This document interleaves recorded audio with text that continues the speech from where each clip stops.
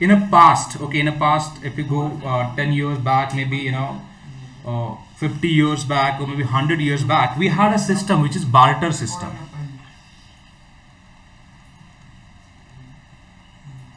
Barter system, right?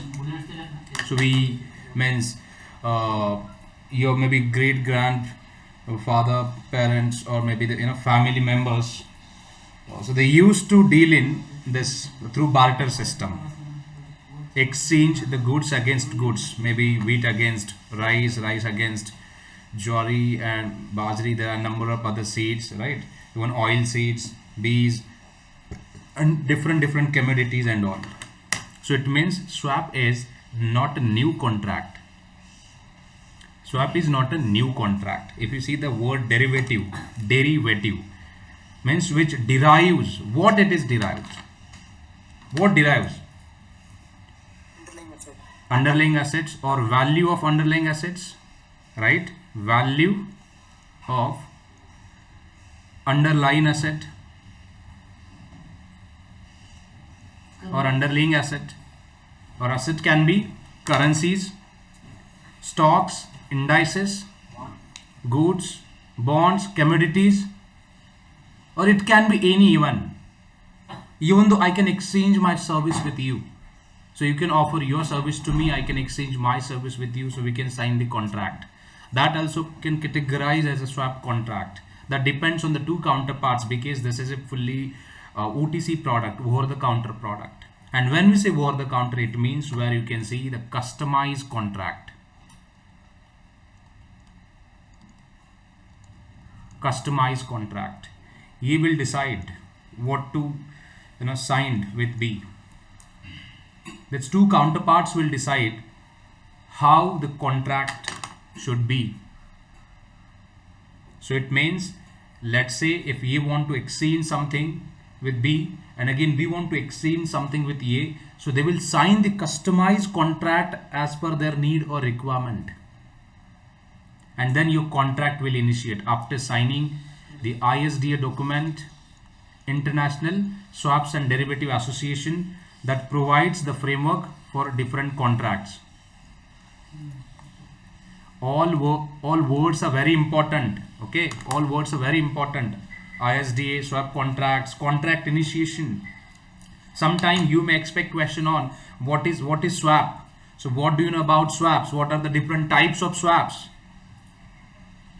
Or maybe at the time of, let's just counterparty entered into the swap contract, then how you can apply the accounting treatment to that swap contract. But at initiation, that depends. If it is a currency swap, then you can pay something at initially or exchange something, but eventually at that moment, even though I would say no payment required at initial stage. And that's how you can differentiate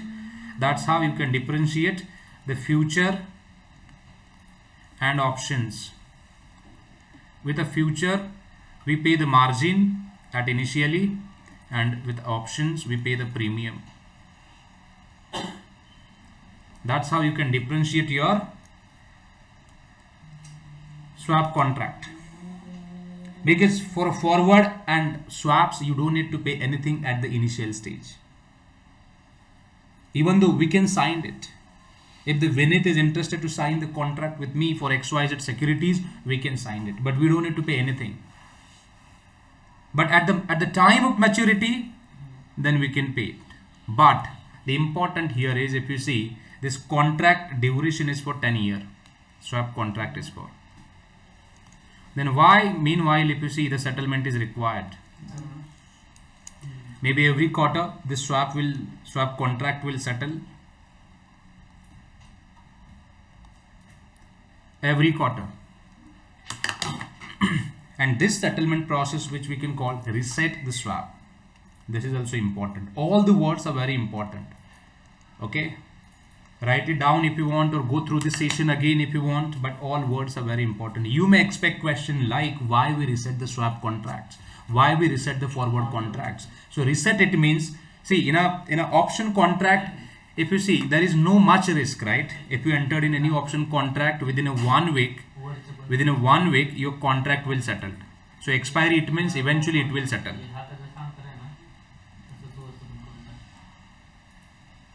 Right? With the future contracts, futures, they expire on a monthly basis. So it means if you see the risk wise, see the duration wise, see the time wise, within 1 week you'll get to know how much is the profit for that particular contract or in that particular contract. Or your losses and your liabilities you can calculate easily.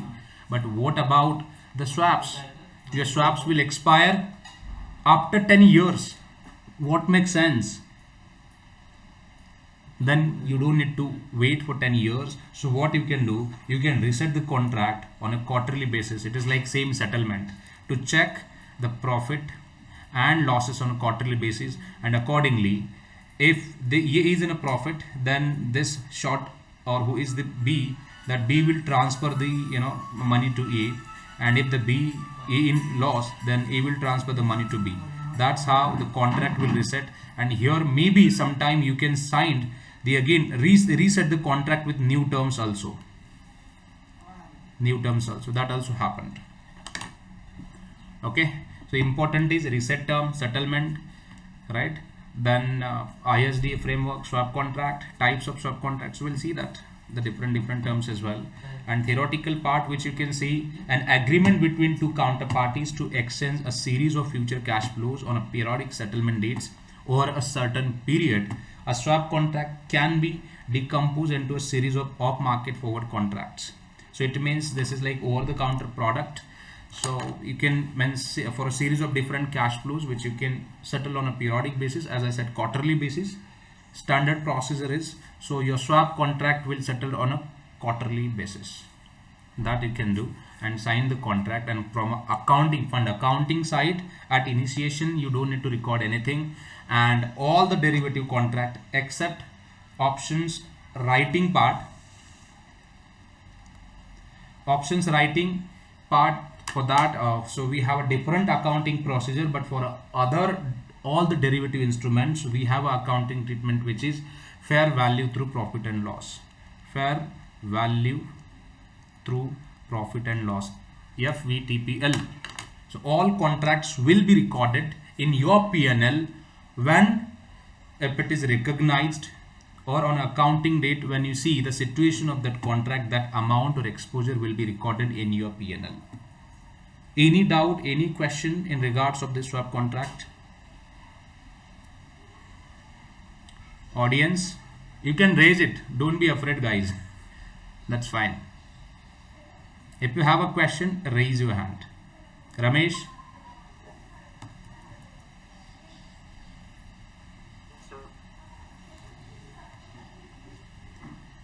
That's good if you don't have any questions then. And I'll take you ahead.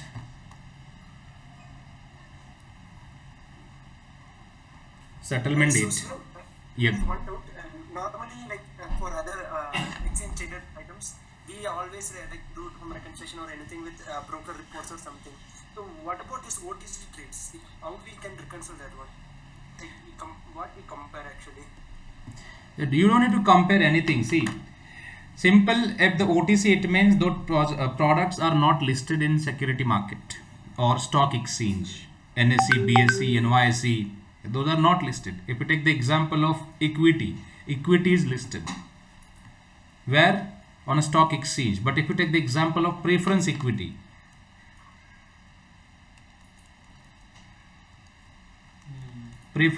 that is not listed anywhere. If you take the example listed, it means, guys, if you see like house like NSE and BSE, Bombay Stock Exchange, National Stock Exchange, at international level, if you see NYSE, if you see the securities are tradable on this platform for a trading, so it means those are listed product.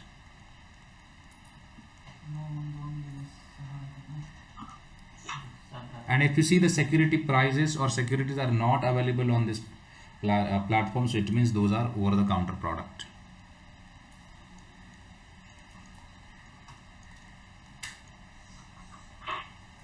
Over the counter product. Simple. Let's say if you take the example of bond, they are not listed on that is ETF. Those are listed. ETF means exchange traded funds, or bonds. If that the bond invested through the ETF, then those bonds are listed or available for trading. But the other corporate bonds, those are not available. So it means you cannot easily buy and sell that securities. Those we can categorize as over the counter market. Let's say loans. For loans, actually loans, why we call loan as over the counter product? Can you directly means go to the market and directly purchase the loan? Can you do that? No. So it means you need to visit to the branch, right? If you visit to the branch and when you make a deal, that would be over the counter. So it means on the basis of nature you can categorize the financial product if it is a listed or if it is a over the counter. Let's say if you want to apply for a credit card, can you apply directly means purchase the credit card directly through online market? Can you do that? In upcoming time that may happen, because easily you can buy and sell the loans quickly within a flash. Even the way we are buying the securities, similarly you can buy the loans from the market, and even though you can sell the loans in the market as well. That is possible even, but at this point of time at least we don't have that system in place or technology in place which we can buy the loans from the market like security, the way we are buying the securities from the market. So that market, if you are meeting with your counterparts face to face, right, and if you are executing the deals, so that part comes under the over the counter market. Okay, you guys opting my service, so it means this is over the counter market. You have purchased my course, so it means this is over the counter market, because this is a counter deal. And listed, it means the security which is listed on NSE platform, you can directly go and buy it. So log in your Demat account, the broker portal, and then send the request to the stock exchange for buy and sell. That would be your listed securities part, listed and over the counter. Now hope you have a better understanding about over the counter and listed. And we get listed, we have a broker to purchase any type of security. But no, in a over the counter, see nowadays in a over the counter market also you would see the broker, or that broker we can call dealer. Dealer will help you. The point here is if that the security, see equity is listed on NSE, right? National Stock Exchange is a marketplace. Bombay Stock Exchange is a marketplace. New York Stock Exchange, it is a marketplace. Shanghai Stock Exchange, it is a marketplace. If you see your securities listed on those reputed platforms, it means that is a listed product. If you see the preference equity, and if that security is not listed anywhere, so it means that is your over the counter product. If you want to purchase the preference equity, then you will have to reach out to the dealer who are working in the unlisted space. So we have one which is, I think already I showed you this part.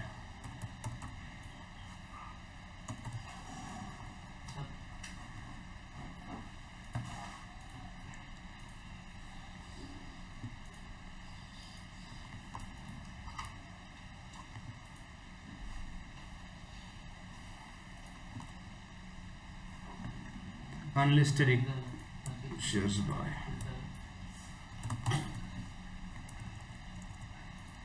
Even though equity shares are also unlisted for a few companies, because if let's say your company is public limited but you are not able to meet the criterias which has the NSE or BSE with them, then in that case what the other option that you have? So you can still announce your company as a public limited, but your stock will not be listed on a reputed stock exchange. So I know this platform which is helping to the investors who want to invest in this unlisted shares. If you are interested in unlisted securities, so you can go to the site, visit and buy it if you want. I want to buy the listed securities. Quote it, what the securities which you are looking for. Check the stock details or contact them, they will help you to execute the deal. So this would be your broker who is Even though in this market also you would see the brokers which will help to the people or investors or buyer and seller to execute the trades.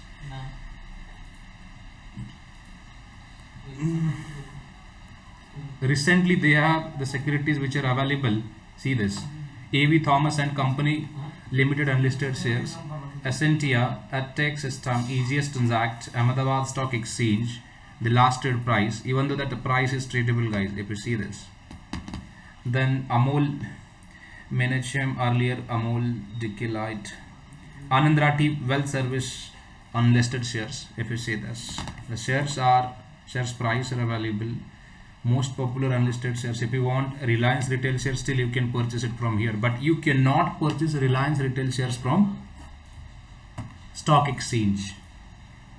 So in this case you can say yes, Reliance Capital, which is an unlisted security, and this is over the counter security.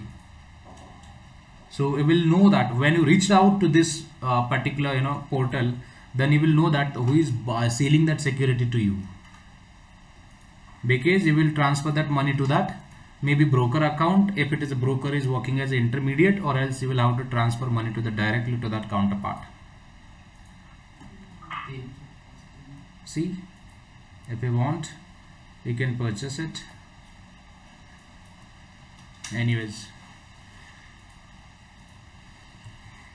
any other question? Okay, so I'll take you ahead to the next question, maybe settlement part, which you would see settlement. We have a cycle T+1, T+2, T+3. Corporate bonds either T+2 or T+3, which will require to settle the bonds in your account. But if it is a government bonds, maybe on a trade date or on a T+1 date, all the government security will be settled. Sometime you would expect question on this: what is the settlement cycle for government securities? T+1 or maybe T or T+1. This is for government securities, ZSEC, money market instruments, call loans, then treasury bills. It is required T+1 framework. And what about corporate bonds? Corporate, it means private companies bonds, like ABS, MBS. For all that securities, it is required T+2 or T+3 to settle that bond in your account. And this settlement will be done through clearing system. Right? All the request, seller, maybe buyer. So all they send the request to the clearing system, and the clearing system will actually execute their order matching, and accordingly they can settle the different securities in the respective buyer and seller's account. That's how this entire system works. Clearing system, it's a central platform where you can access the information about the buyer and seller, whatever information that you require about your counterpart, who is the buyer, who is the seller for your securities and all. And accordingly, even though if you work with the fund accounting process, and let's say if you're part of trade processing part, we actually deal with this portals like ClearPar, Euroclear, DTCC. Why? Because we want to know that who is the buyer and seller for your security. So accordingly you can initiate or draft an email to them for confirmation. And even though that the clearing portals like Euroclear, DTCC, ClearPar, Crest, they provide access to you where you can check it, even means manually you can access the account and check it who is the buyer and seller for your securities. That also happened. Okay.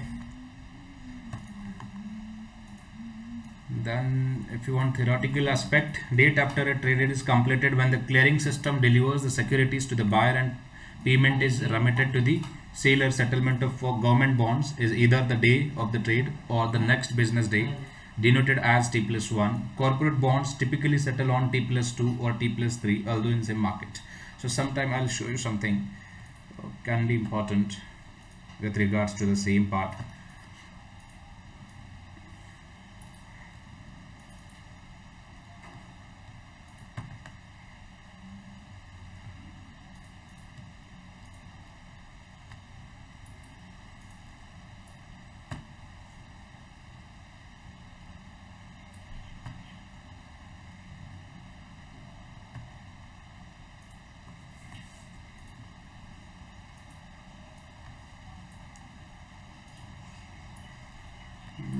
I had one image. What happened to?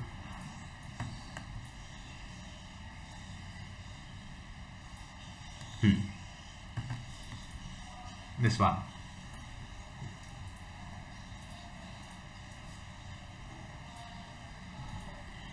Okay, so every fund they have their demat accounts, and it's a mandate to have demat accounts.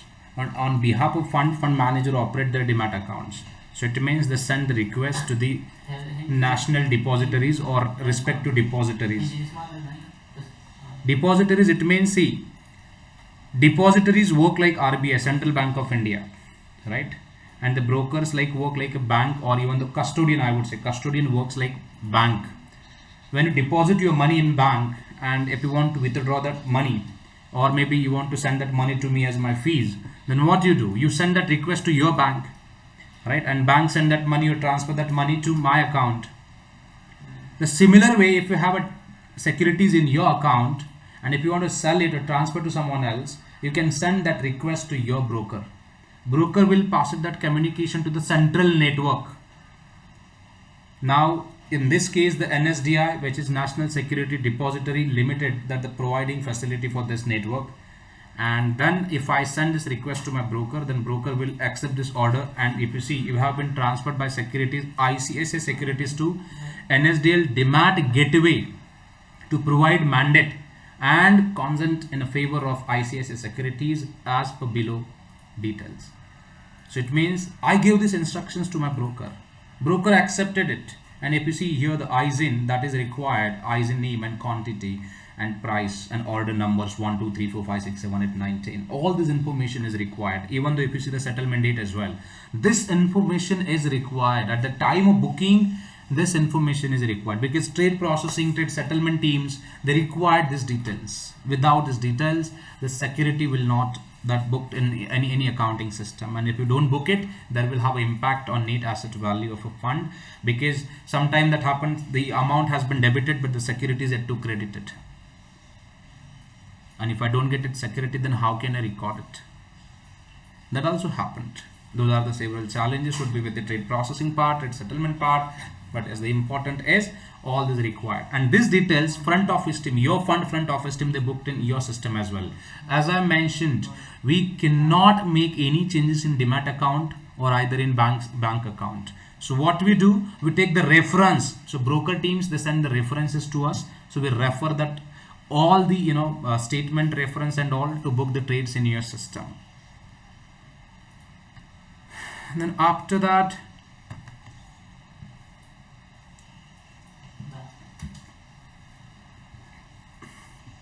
see this. This is a contract note. When you send any order or to the counterparts, that is broker and all, so your order looks like this, and with the in detail discussion what happened from a seller side and what happened from a buyer side. If you see, on the 21st of July, I send the instructions for sell, the quantity which is at 900, the price which is 19.75, trade reference which is also required, exchange reference which is also important, order reference if it is that provide as a confirmation, right, exchange, segment and settlement number. Because we have automated system, settlement system, because the NSE and BSE, they have a order driven system, so they just match the order IDs. Okay, I would seller, if you see the action in the books of seller, portfolio update, equity portfolio will be updated by 22nd of July. So my portfolio will be updated tomorrow in morning, because I will send that request to the stock exchange on 21st of July. Then note will be created on 21st of July. You can access the contract note through your account on 21st of July.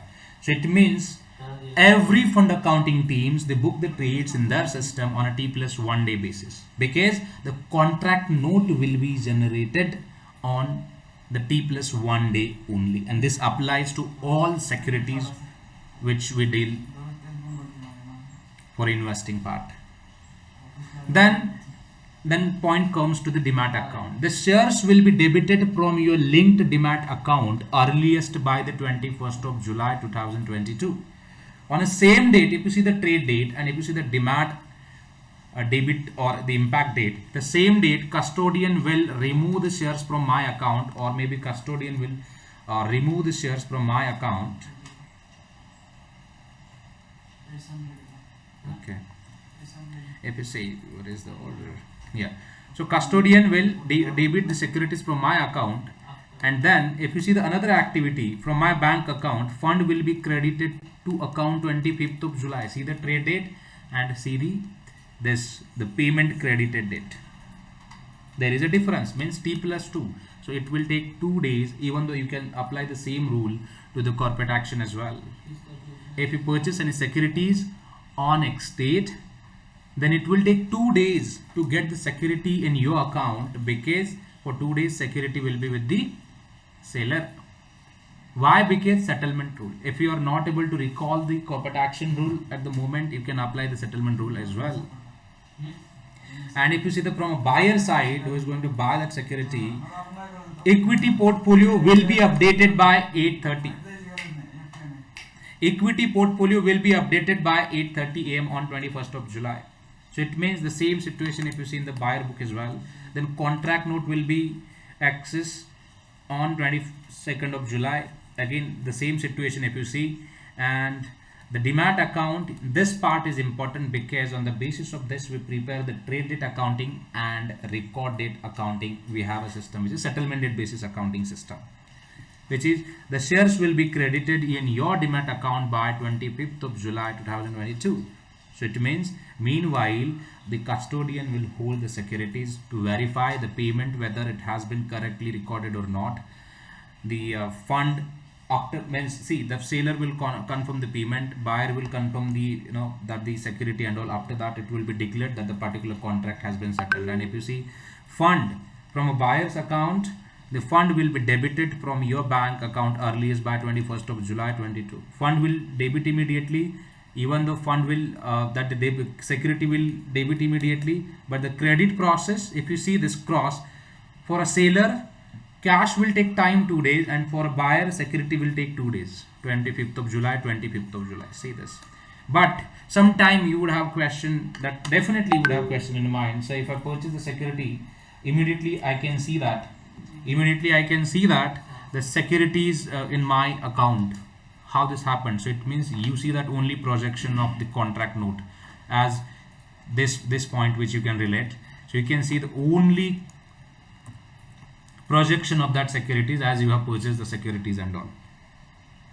So it means that would be your contract note.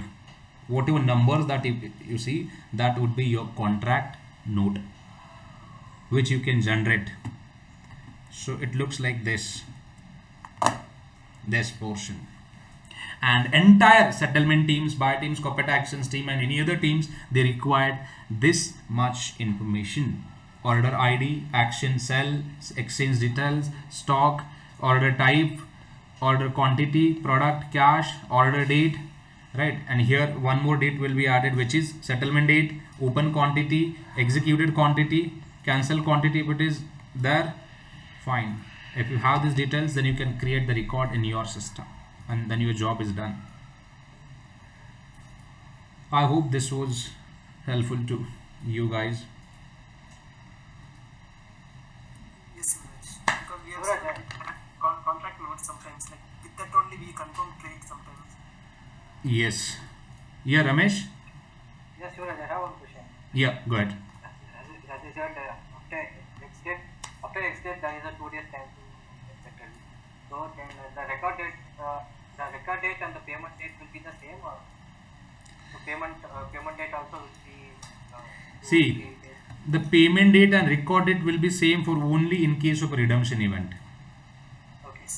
And if it is any exception with that certain corporate actions, you would see the record date and payment date would be same. Let's say if there was a priority for that particular any kind of distribution, in that case also you will see the record date and payment date would be remain same for that as well. But standard process is the record date, payment date will be after the record date. And in case of redemption, your X date, record date, payment date will be same. because now the company is not going to pay anything to you, just they want to debit the security from your account. Then what makes sense to announce that X date and record it? There is no point to announce it. Just debit it securities from the account. Simple. That happened. Okay.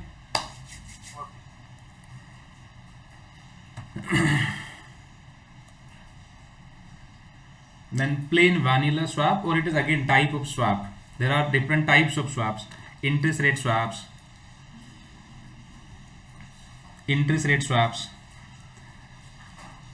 then TRS, total revenue swaps, or any revenue based swaps, I would say any revenue base. What is that? Let's assume it. First of all, we'll try to understand the swap, which is the plain vanilla swap. Plain vanilla, it means, let's say this one is a A and this one is a B. B is paying 5% fixed interest rate. See guys, in a derivative market, if you don't assume anything, then the contract will not execute there. Simple.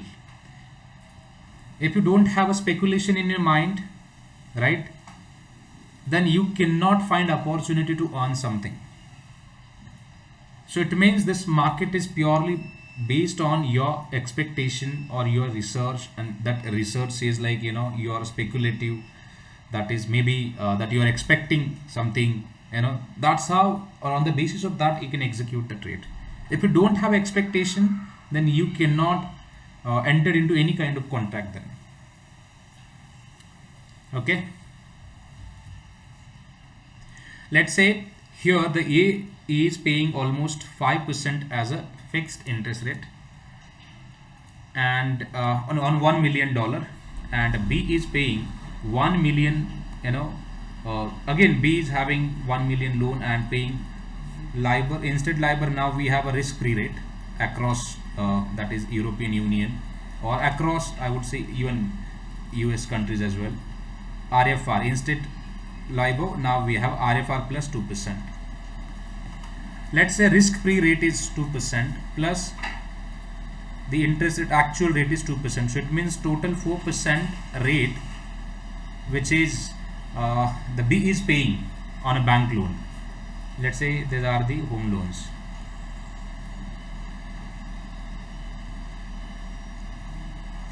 So nowadays everyone knows that. So we have an inflation. So it means inflation is heading to the world, and everyone is worried about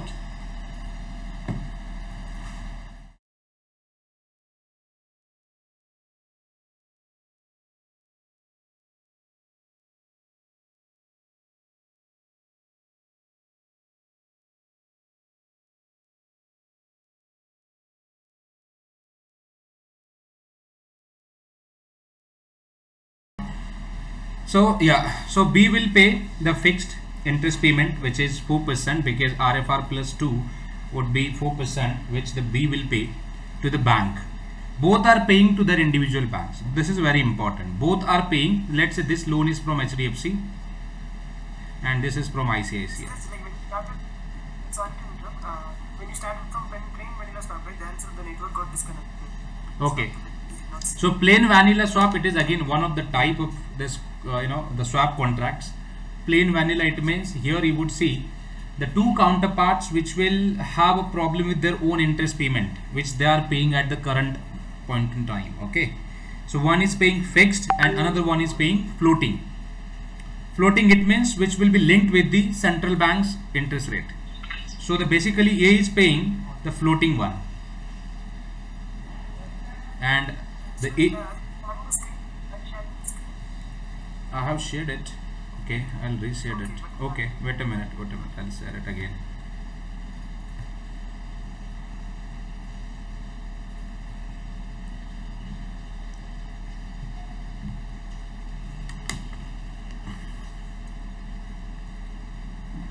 Okay, can you see this screen, my screen? Yes, just If you see, the A is paying fixed 5%, B is paying floating, which is 2 plus 2. It means 2% would be RFR and 2% would be which is that is the standard rate. So it means 4% the B is paying to their individual or respective banks, I would say. So B is paying to the ICICI and A is paying to the HDFC. If we just calculate roughly figure, so which goes around 10 million, it means 1 million, it means 10 lakh, right? If you calculate the 5% on 10 million, how much it would be? Around 50,000, right? 50,000. So 50,000 interest payment for per annum. The A is paying to the HDFC Bank on his loan, his or her. That's fine. And the B is paying almost 40,000 to the ICICI Bank on a loan. But they are not happy with their respective loan amounts. They are not happy. Why? Maybe due to inflation, the B is worried about this rate. The 4% may go up high. So it can be go up more than 5%, or maybe in upcoming time this rate can be go up to 6%. The B is worried about his or her interest rate. And similarly, A is thinking like, why should I pay 5%? Because in a currently if I see in the market, the spot rate which seems around only 4%. This. So why should I pay this amount? Then maybe A and B can both reach to the respective banks. So A can go to the HDFC and the B can go to the ICICI, and they can request bank to find someone who is ready to sign the swap or exchange the cash flows.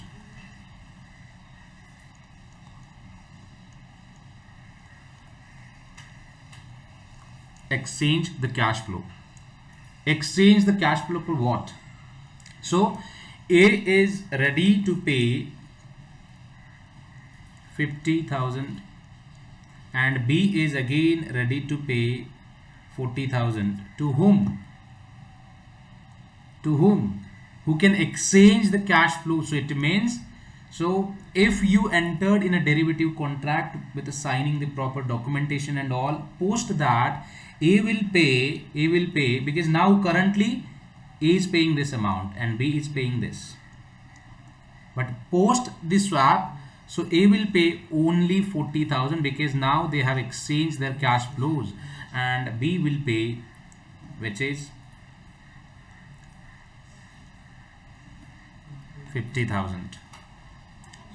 And if you split this into in a month wise, because loan payment we actually repay on a monthly basis, we have a EMI system, right? Every month.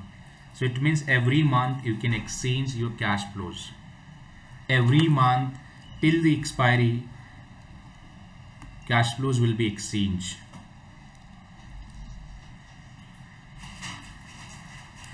So from today's onward, this contract will be initiated, and the difference which will be pay off. Difference which will be pay off. Pay off to whom? In this case, who will pay the extra 10,000? To whom? See, if you see, the A don't need to pay anything, right? And even though he don't need to pay anything, but only 10,000 will pay off to the counterparty who is getting profit. So in this case, this person would be in profit actually. He was paying 5%, but from today's onward he is going to pay only 50,000, but he is going to pay only 40,000 post the contract. So it means, so he'll be in a profit by 10,000. That the B will pay 10,000 to A, and that's how every month A will receive 10,000 extra from the B. But what if let's assume, so I'll take the another example. Let's read the theoretical part. An interest rate swap in which one party pays a fixed rate and other party pays a floating rate. Both payments are in the same currency, also known as fixed for a floating interest rate swap. if I have any other example. Okay, so I don't have it, that's fine. So it means that's how you can exchange your that is contract on a quarterly basis. So it means every quarter you don't need to pay 40 and 50, you just need to pay the difference. You just need to pay off the difference. Pay off the difference. Pay off the difference. Difference is 10,000. And who can pay that? Higher the liability, that counterparty will pay the payoff to the another counterparty. If you see the B's liability is higher, so it means B will pay 10,000 to A. And every quarter, so A will receive 10,000 extra from the B, and then B will record that in his P&L. Any doubt, guys? Any question with regards to the same? And the same contracts which you will see, the different contracts, but module and the structure will be remain same, which is TRS, total revenue swaps, then revenue swaps, right? And this one was like interest rate swaps. For a revenue swap, so you can exchange the revenue of XYZ business, XYZ financial product with or against the fixed interest payment. So that will cover under the total revenue swaps. If someone asks about, do you know anything about total revenue swaps, then you can take the example of equity. I'll write it down, that example if I have.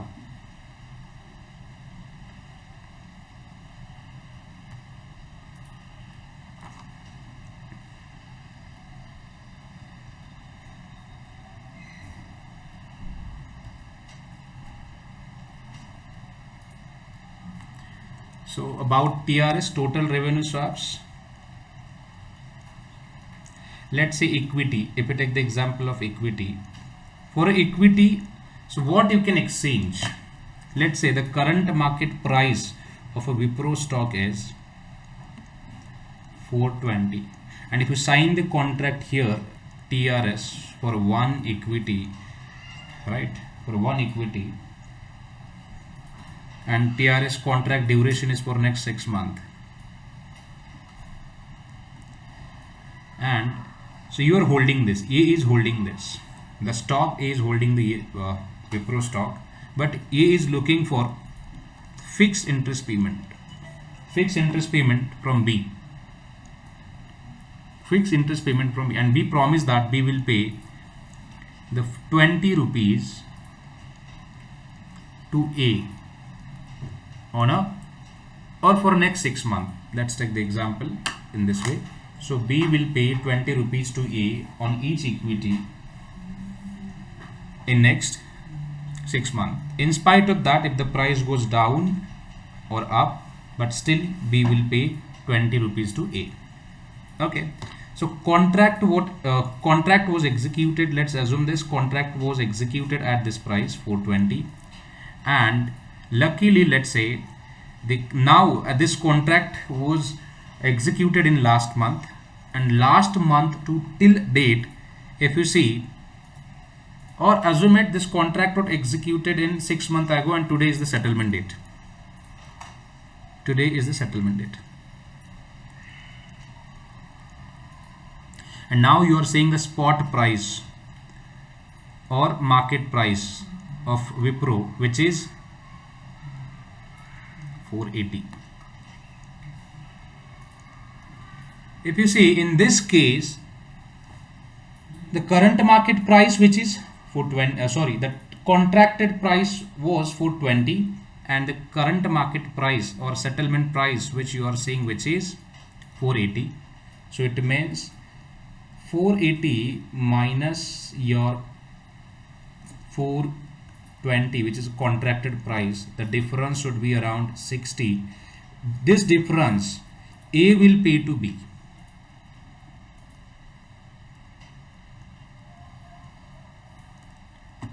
and B will pay, which is 20 rupees, which was B promised to A.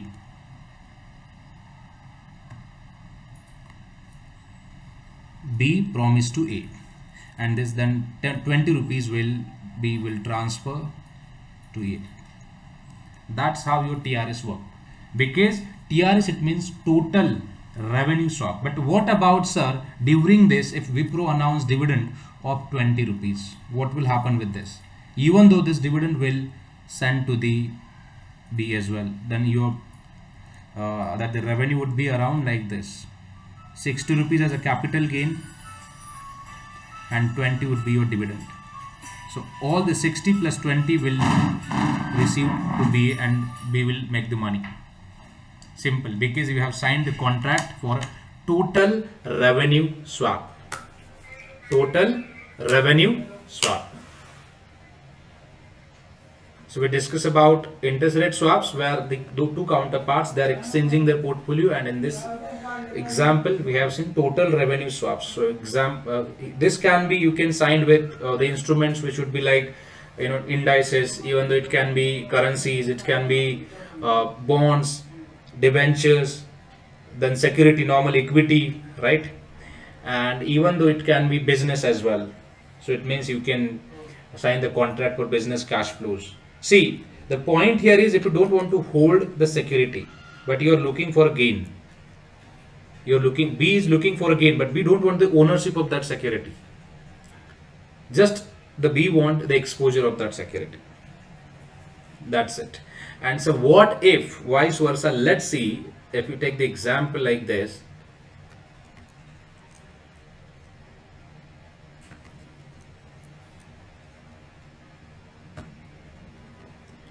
Again, TRS, which is initiated at 420, A is holding this. 6 months back, this was like contract price, and it was initiated, and today as the again settlement date, and today the market price or spot price is 380. B promised to pay 20 to A. So it means in first case, the 20 rupees will be transferred to the A. 20 rupees will transfer to the A. Then, sir, what about the loss, which you can see? So 380 minus 420 would be around 40 rupees loss. So who will bear this loss? Any idea, guys? Who will bear this loss at the time of settlement? Who will? Yeah. Why? Any reason? The price got decreased. But see, if you read this total revenue swap, so it means A will bear this. So totally, so 60 rupees will send to the A. Then in this case, the B is in loss. B will pay 20 plus 60, because this is the total revenue swap. See, price, if you see, the A will ask after 6 months, see, I want my security back at the value of rupees 420, and that was the contractual price. If price was down, then you are responsible. I don't care. This is how your TRS works. Yeah, got it. And this price, that we can say gross payoff term, which is a loss from derivative operations. Only you can record this TRS product in your balance sheet, so when you realized something, otherwise you don't need to record anything. This applies to interest rate, but interest rate swaps, every month you would see something that you will receive, and that's how you can start to do your accounting and all. Okay, Dawlat, Ganesh, are you enjoying this or not? Yeah, Suraj. Suraj, one doubt here. Yeah, please go ahead. In interest rate swaps, Yeah. Hmm. A incurring the loss in the TRS, B is incurring the loss of that. Who is returning the that, derivative? Hmm. That is depends. It depends on which side that you are. It depends. If you take this example as well, in a first example, we have seen the market price was up, then B was in profit. And in second example, we took where the price went down. So it means eventually the B is in loss now. The first fixed portion which was committed 20 will be paid out, and after that whatever loss would be there, that loss will be also paid to the A. That would be your gross payoff. So ultimately, A is like my price is like 420. If anything is more than that, like you will pay. A will take, B will take it. If the price, see, if the price will go beyond this 420, then the B's profit. That is the B's profit. Yes. You all the corporate action benefit will transfer to B. All the corporate action benefit, because this is a total revenue swap. Corporate action benefit, dividend, REIT, everything will be processed to the B. If you get it, anything. Okay, by the name we can understand only the revenue is the benefit here. So if loss, he won't bear it. Yes, because the buyer who is buying this, he is buying the profit and loss both. Yes. How you can calculate your revenue? So after deducting the expenses and all, right, then you can say, yeah, that's my revenue, correct? Or maybe your profit and loss, including which you can say, this is my revenue, total revenue. How we can calculate that revenue? In short, he is buying the revenue of that particular. If it is loss or profit, that buyer is buying both. If it is loss, then buyer will send the money back to the A. And if it is a profit, then buyer will take the money or benefit of that particular security. He'll be pocket that money, whatever it is. Corporate action benefit, dividend, or capital gain. Okay.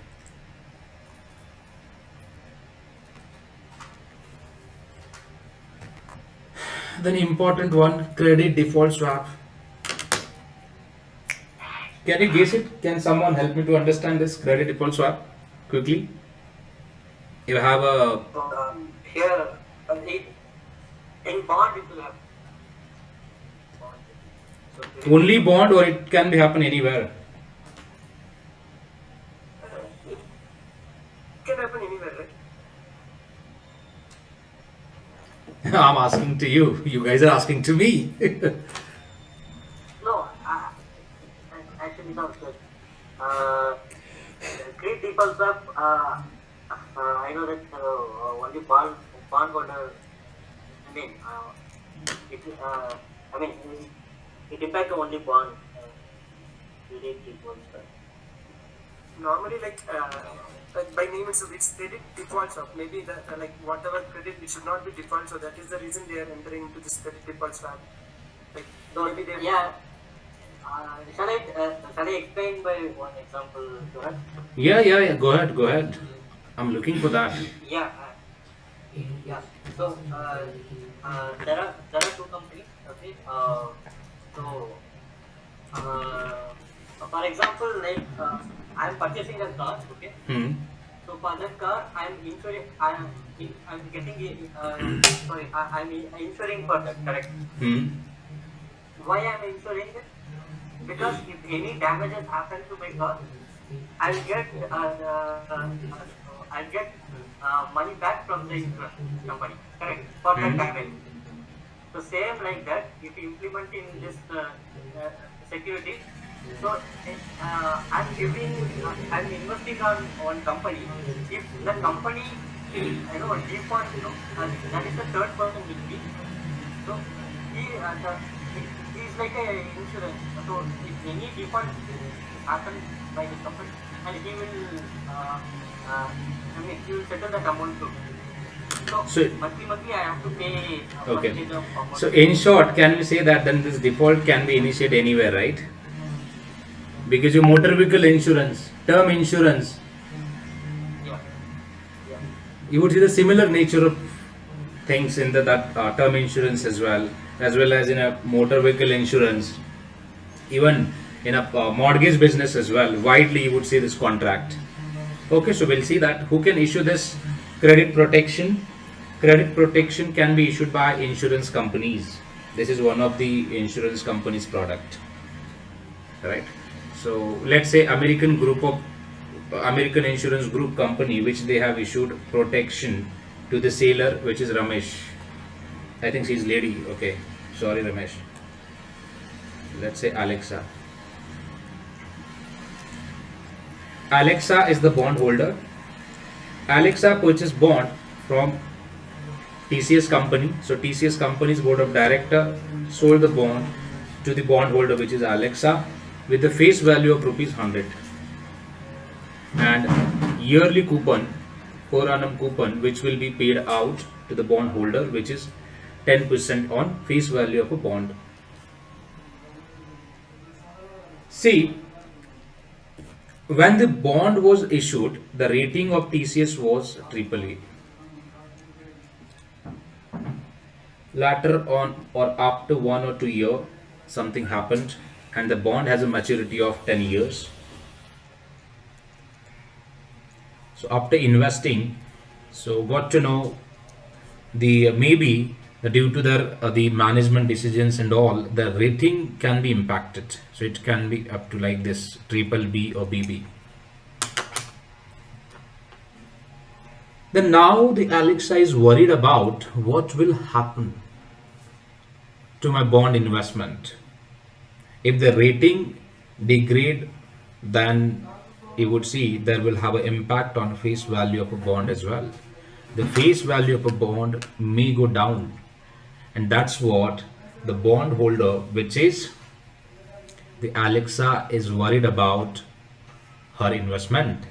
Then she'll go to the AIG company and ask for a credit protection plan.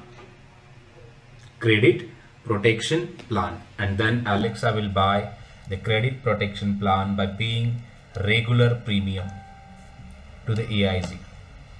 Let's say tomorrow the rating announced, and the rate after the rating announcement of the TCS group, the face value of shares price come down at that the bond price come down at 80.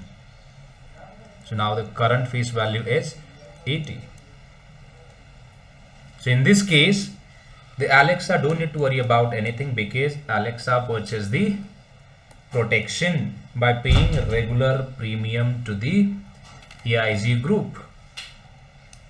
And if Alexa sell the securities, and let's say this happened at maturity and today is the settlement date, see, the company will pay 80 rupees as a maturity value, and the rest, whatever the difference would be, the AIG company will pay or compensate, which is 20, and total amount which will receive 100 to the Alexa on maturity. That's how you can and so what happen if that the particular event not happened and everything is good, then what happened? Then your premium which you have paid, that will be lapsed. So it means you will not get anything from this premium. Simple. If the event will not incurred or happened, then you will not receive any benefit. That's how this CDS default swap works. You can put a logic and try to get the things, and to try to think where you can apply and how you can apply this credit default swaps in your routine or daily life, and with what type of different instruments. Okay, Ganesh. Yeah. Okay. Like an insurance contract against default, this is CDS. It means like an insurance contract against default. Let's say if you purchase any insurance and something happened to you, then that amount will be processed to your family. And if, let's say, if not happened, then, but yeah, so what is the difference between insurance and this case? Because here you will not receive anything if that event not happened, but in your case, or in LIC or that the insurance case, your at least your amount will receive. If not happened, right, your amount will receive as it is to you with standard 4% or 3% of interest payment rate, that will receive. Like an insurance contract against default, a type of credit derivative in which the buyer makes a series of regular payments to the credit protection seller. So so you may expect question on who can sell the credit protection. Seller actually sell the credit protection, and who would be that? The insurance companies. Only they are allowed to sell the credit protection. Your answer should be like this. If the underlying issuer defaults, the CDS buyer receives a payout that can compensate him and her for some of the financial loss from the default. Okay. The same similar like your motor vehicle insurance. If something happened with your motor vehicle, then the insurance company will compensate the benefit of whatever that loss that you have incurred from that accident or motor vehicle, right? A similar way, the same term will apply here. There is no change in it. And premium would be your expenditures which you can record it to the P&L, right? And rest you don't need to record anything. But from a insurance company side, insurance companies will record that amount as a liability, contingent liability. Something happened, then company will liable to pay or compensate your claim. Simple. And when you pay the regular premium, so it means it's your expenditure, like rent paid and all. That is your expenses. It's a part of P&L from a fund accounting side. Or accounting side, I would say.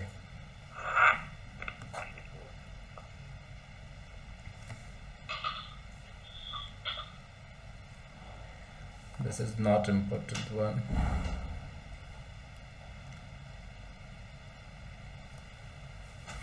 Interest rate swap, we have discussed it. A swap in which the underlying is an interest rate.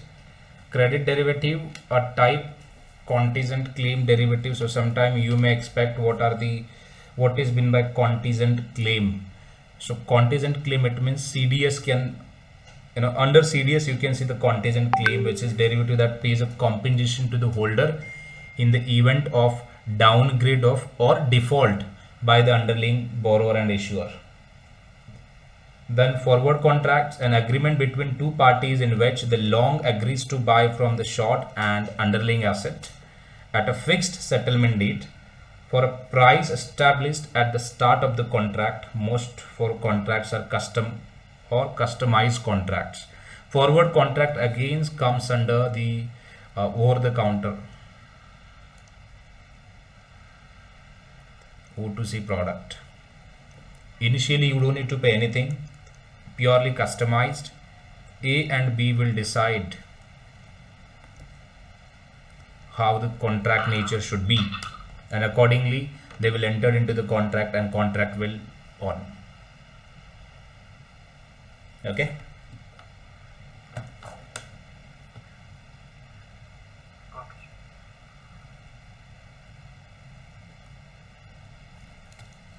About forward contracts, this is important one again. Forward contracts. Forward contracts will be settled in cash, as well as sometime will have to deliver the physical asset also. But that is depends. If you think from the fund side, fund, why will sign the contract for delivery? What makes sense? Let's say for oil, if you purchase any forward contracts to buy the oil after 1 year, so why will you do that as a fund manager? Because you are not going to sell the petrol or oil or diesel, whatever it is, right? So it means from a fund accounting side, see, even though options, interest rate swaps, TRS, futures, forwards, all will be settled in cash only. But if you see categories under the forward contracts they have a nature which is delivery as well. So it means if you buy, so instead if you take the example contract price which is 50, and after 1 year if you see the spot price of a particular contract is 45, so it means this person which is long buyer will pay the $5 to A or B. So this person will pay $5 to A in first case, because this is a cash settled contract, and in this case the deliverable forward contracts where you don't need to deliver the difference, you need to deliver the physical asset, but it means one party will deliver the physical asset and another party will deliver the cash. That's how delivery happened.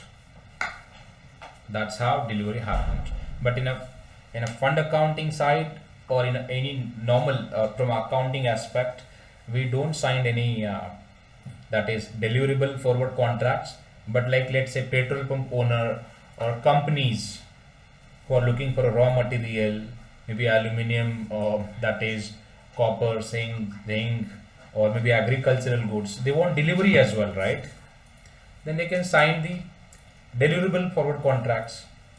Even though sugarcane companies, they sign the contract with farmer, those contract will be deliverable natures. But when the fund manager sign the contracts, those would be cash settled based contract only. You don't need to deliver the securities, just deliver the difference amount. That's it. Here you don't need to deliver that the security worth of rupees $5, just transfer the dollar. But in the another case, deliverable, where you need to deliver the physical asset also.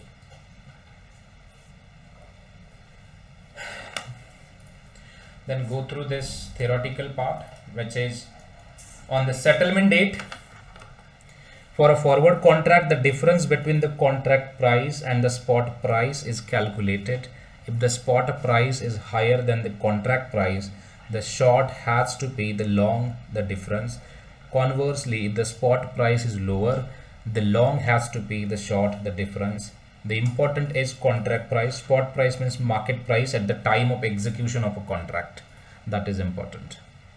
Always we compare the contract price with spot price, and accordingly we calculate the difference, profit loss, and then we transfer that profit and loss to the XYZ counterparts account. So it means throughout the derivative products, that is contract price plays a very important role, and spot price also. Okay, spot price, it means market price. At price, the buyer is ready to buy the securities and seller is sell the securities. That would be your spot price. Contract price, it means which you have signed the contract that you will buy the security at that price. Simple. Suraj, your voice is breaking for me. I don't know for me that's facing or not. Okay. Yeah, there's some break in your network. Yeah, so still I don't have any, the Wi-Fi network on, so I'll try my level best to speak loudly. I don't have any other option. So one more question, we'll take it. So we have done with this discussion deliverables, so where actually delivery is required.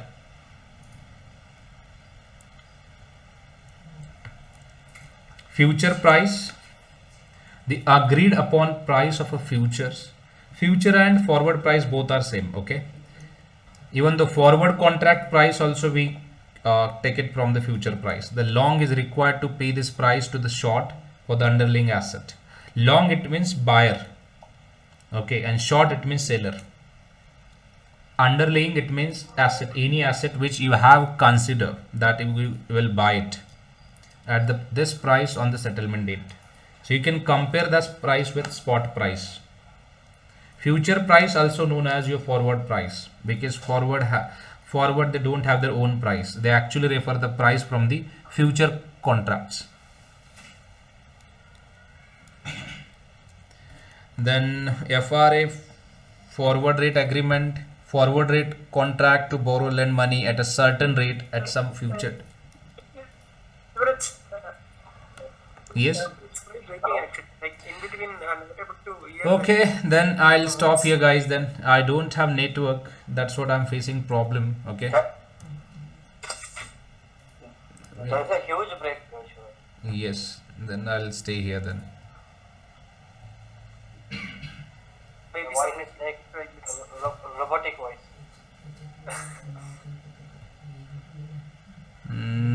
I'll check it if I have a network now.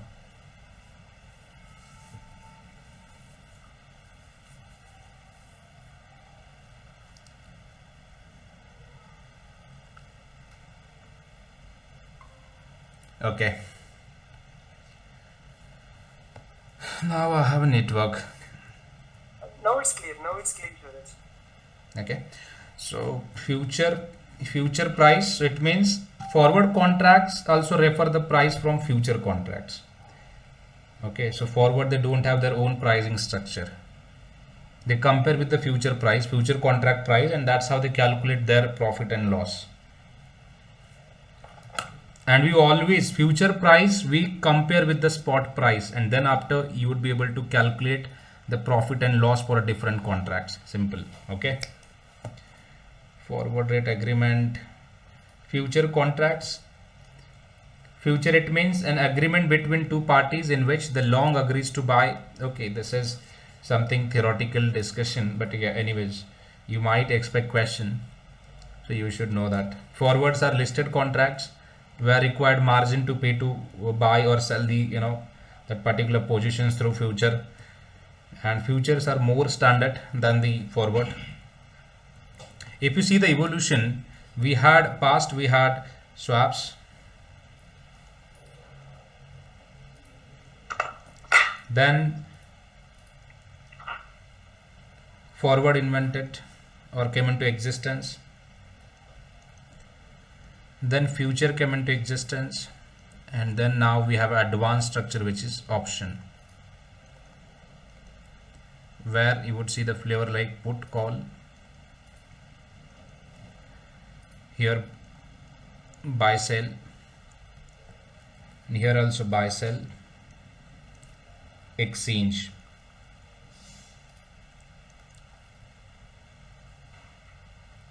Weekly expiry,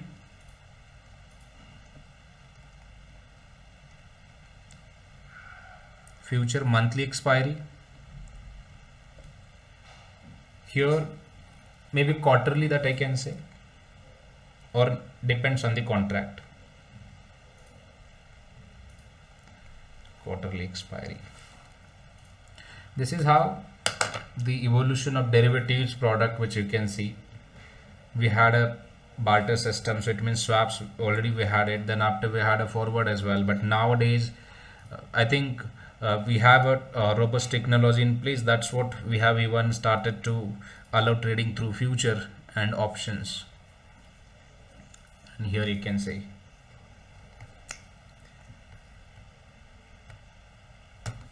then central exchange. You had a question about exchange and all options. All the options contract from a derivative side that comes under options, and credit derivatives are exchange traded product, and even the futures as well. Options, credit and futures, which are the central exchange product, and forward and swaps are the over the counter products.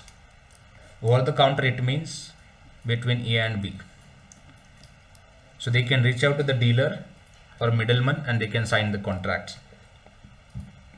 And what about this options, credit derivatives and futures? Here you would see the structure, which is central exchange. Under that, clearing house will help to execute the contracts. Highly regulated market, which we can say that is central traded exchange, and over the counter, which is unregulated market. In exchange contract, where you can see the standard contract or terms conditions, then the central the trade will take place at central location, and under the over the counter there is no central location. Deal with, they can directly deal with, means you can deal with directly counterparts.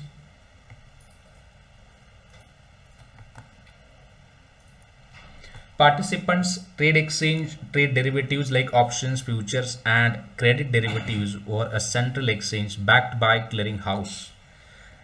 The commitments are standardized contracts managed by the clearing house, and exchange traded derivatives are usually regulated over the counter.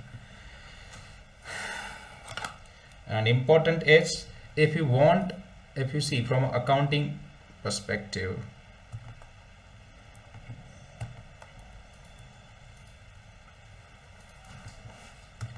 see, for exchange traded product you require to pay premium. Here is also required premium,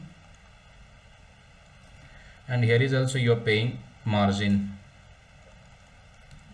So it means you can consider this as your expense and record it to the P&L. And over the counter, no payment required.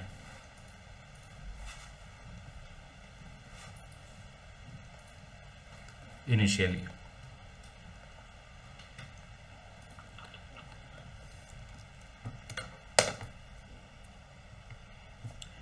Okay, so I'm done with today's session. Rest part will cover in next session. Now take your time. You have a 9 minutes, so means till 3 p.m. So you can discuss with, or I'll discuss with your doubts or questions, whatever that you have. So I would like to answer your questions. Unmute yourself, go ahead with your questions, ask me anything that you would like to ask. Suraj, like whatever you mentioned, like we are clear now, like for me it's clear now. As you said, like forward contract, like on my like day-to-day activity, I've seen forward contract sometimes like monthly maturity is there, means end of the, like maybe 3 days before they will do a spot contract, and they will change the maturity date. So thus they will continue the contracts every time, like even the maturity, if they want, they can continue. Yes. See, contracts, they never expire even, but the settlement will happen on a periodic basis.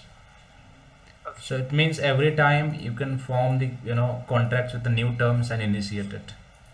That's how you can rule out the settlement. Rule out, it means settle it now and again enter into the, or again get in the same bus and then ride it. Like, it's a customized contract. Let's say now I'm done with your training part, okay, and if let's say you're happy with my trainings, mentoring and teaching, then you can again join my another batch. So it means we're going to reset the contract with new terms. Correct? That's how it's forward contracts works.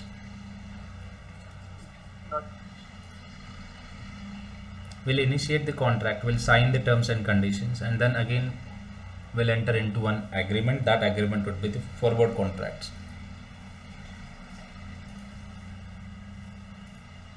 Ganesh? Yes, sir. Okay. Daulat? Yes, sir, I'm good with it. Okay. So I'm hoping that you guys are enjoying this this particular question and answer session. So possible areas. So I'm just covering the all important areas where you may expect questions, and these terms you should know it even, and that's what I have developed this presentation like this. So which will help us to keep engaged with the content. So how what is meant by market, contracts, counterparties, how it looks like and all. So let's see. Have many things to discuss, but yeah. How many